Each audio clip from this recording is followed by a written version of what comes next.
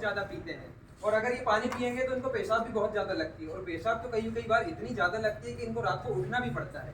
उसके अलावा इनके घाव, इनको पैरों में झुनझुनियाँ होती हैं, सुन्न पड़ जाते हैं, और इसके बाद में अगर कोई घाव हो भी जाए तो वो घाव खुलते भी नहीं है इनका वजन भी एकदम से घट जाता है।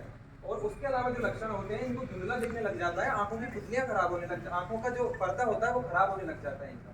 उसके अलावा इनका जी भी मचलाता है और थकावट भी होती है इनको। ज्यादा भूख लगना, ज्यादा प्यास लगना, बार बार उठकर पेशाब जाना, ये बहुत ही सामान्य से लक्षण है जो हमें मधुमेह की बीमारी में देखने को मिलते हैं।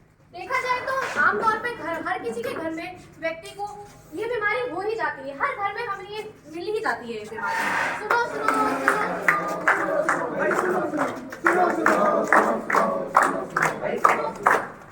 तीसरा दृश्य जिसमें हम आपको बताएंगे कि अगर किसी व्यक्ति को शक्कर की बीमारी है और अगर उसे चोट लग जाए या घाव लग जाए तो उसमें उसे कितनी तकलीफें आ सकती है।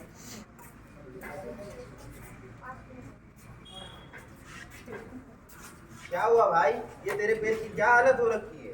अरे भाई क्या बताऊं, थोड़े दिन पहले घाव हुआ था, अभी तक भरा ही नहीं, ऊपर से और बढ़ता जा रहा है। अरे भाई, कहीं तुम्हें शक्कर की बीमारी तो नहीं है? मुझे लगता है शक्कर की बीमारी में घाव जल्दी भरते नहीं है भाई। चलो भाई एक बार डॉक्टर को तो दिखा के देखते हैं। चलो भाई, मैं डॉक्टर साहब के पास नहीं जाऊंगा, वो तो मेरा पैर ही काट देंगे। नहीं जाएंगे, एक बार दिखा देते हैं। चलो भाई, चलो चलो डॉक्टर के पास दिखा दो। चलो चलो।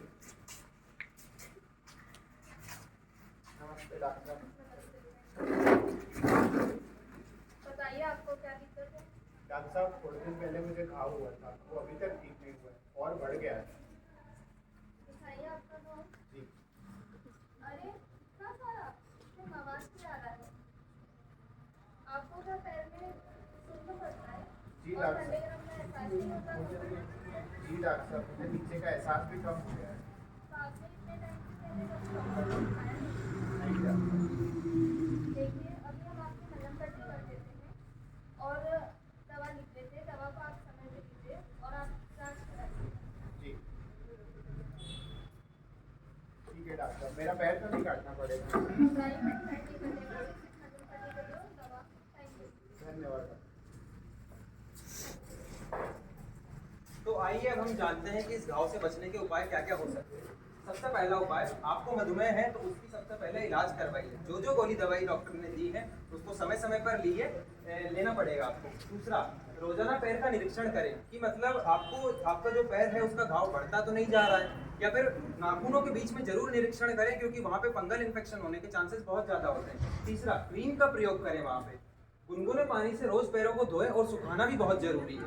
उसके अलावा नाखूनों को समय समय पर काटें, क्योंकि क्या होता है जब नाखून बड़े हो जाते हैं तो वो भी आपकी स्किन को इंजर कर सकते हैं या घाव पैदा कर सकते हैं जो कि बाद में पूरेगा नहीं। उसके अलावा रोजाना जूतों को पहनने से पहले जांच जरूर लें, क्योंकि कभी कभी क्या होता है कि जूतों के अंदर कंकड़ पत्थर होते हैं जो कि घाव करवा सकते हैं और वो भरने में बहुत ज़्यादा परेशानी आ सकती है आपको। नंगे पैर ना चलें, क्योंकि आपकी जो नसें होती हैं पैर की वो खराब हो जाती हैं, जिससे कि वो सुन्न पड़ जाता है या झुनझुनियाँ होती हैं और आपको कंकड़ पत्थरों का एहसास नहीं होता, और वही कंकड़ पत्थर फिर आपको घाव भी करवा सकते हैं। उसके अलावा आप साफ सुथरे मोजे जरूर पहने, क्योंकि कभी कभी ये इन्फेक्शन भी करवा देते हैं और मवाद भी पैदा कर हो सकती है वहाँ।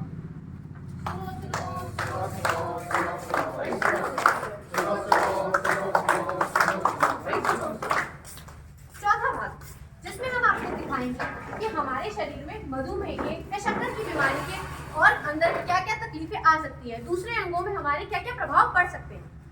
अरे भैया, मुझे ये शक्कर की बीमारी के अपने शरीर पे क्या क्या दुष्परिणाम होते हैं उसके बारे में जरा बताइए। देखो भाई, यदि आप मधुमेह या शक्कर की बीमारी का पूर्ण रूप से इलाज लेते हैं तो ये आपके शरीर पर बिल्कुल घातक नहीं है। फिर भी कुछ मेरी जानकारी के लिए, कुछ इन लोगों की जानकारी के लिए बता दीजिए क्या क्या दुष्परिणाम होते हैं। देखो, मधुमेह शरीर के तमाम अंगों पर इफेक्ट डालता है, प्रभाव डालता है। सबसे पहला आंखों के पर्दों पर, जिसे डायबिटिक रेटिनोपैथी के नाम से जाना जाता है। आंखों के पर्दों पर सीधा असर पड़ना, जिससे आपकी आंखों का रोशनी जा सकती है। दूसरा, कैटरेक्ट या ग्लोकोमा, जिसको मोतियाबिंद या कांचबीन के नाम से हम जानते हैं। दूसरा हिस्सा है किडनी यानी गुर्दे। गुर्दे पर असर डालता है, जिससे आपकी किडनी फेल हो सकती है और आपकी किडनी डायलिसिस में जा सकती है, जिससे आपको बहुत खर्चा हो सकता है। तीसरा, आपकी नसों पर मधुमेह या शक्कर सीधा असर डालता है, जिससे आपकी नसें जाम होती हैं। चौथा, आपके दिमाग की नसों को जाम करता है, जिससे आपको एक तरफ या पूरी तरफ लकवा मार सकता है। और 5वां, आपके शरीर का सबसे इंपॉर्टेंट अंग कौन सा है? बताइए, कौन सा है? दिल है। तो दिल में आपको दौरा पड़ सकता है, इस चीज का खास ख्याल रखिए। पर ये जब तक पूर्ण रूप से घातक नहीं होता, जब तक आप इसका पूर्ण रूप से इलाज ले लें और इसकी सारी दवाइयाँ टाइम पर लें। इस जानकारी के लिए भैया आपका बहुत बहुत धन्यवाद। तो देखा आप लोगों ने कि शक्कर की बीमारी के दुष्परिणाम क्या क्या हो सकते हैं। सबसे पहला, आंखों की जो पुतलियां, आंखों का जो पर्दा होता है वो आपका इससे खराब हो जाता है, जिससे कि धुंधलापन होने लग जाता है किसी भी आदमी को जिसको डायबिटीज होती है उसको। उसके अलावा मोतियाबिंद की शिकायत भी होती है इन डायबिटीज वाले पेशेंटों को। तो अगर आपको भी किसी को धुंधलापन दिखता है तो जरूर से जरूर डॉक्टर को एक बार जाके दिखाएं।